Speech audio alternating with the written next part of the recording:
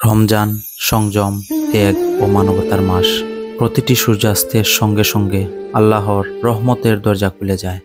আজকের এই বিশেষ দিনে হেল্পিং হিউম্যানিটি এর উদ্যোগে আমরা একত্রিত হয়েছি মসজিদ আবু বকর রহমতুল্লাহি আলাইহি অ্যান্ড ইসলামিক সেন্টার, রাজনপুর, জাওয়াবাজার, সাতক, সুনামগঞ্জে একটি ইফতার ইভেন্ট আয়োজন করতে। এই শহর যেন কখনোই থামে না। ব্যস্ত রাস্তা, গাড়ির ভিড়, অস্থির মানুষ, জীবন যেন এক অনন্ত দৌড়।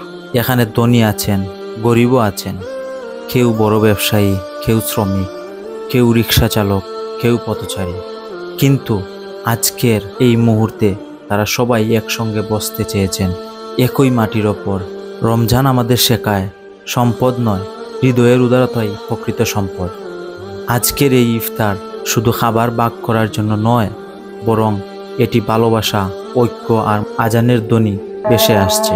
হাত তোলা হচ্ছে দোয়ার জন্য। আমরা সবাই একসঙ্গে বসেছি, একই প্লেটে খাবার ভাগ করছি, একসঙ্গে শুকরিয়া আদায় করছি। ধনী গরিব ভেদাভেদ আজ নেই কোনো শ্রেণী। সবাই একসঙ্গে বসে রমজানের এই পবিত্রতা অনুভব করছি। রমজান শুধু উপবাসের মাস নয়, এটি একতা, দানশীলতা ও ভালোবাসার মাস।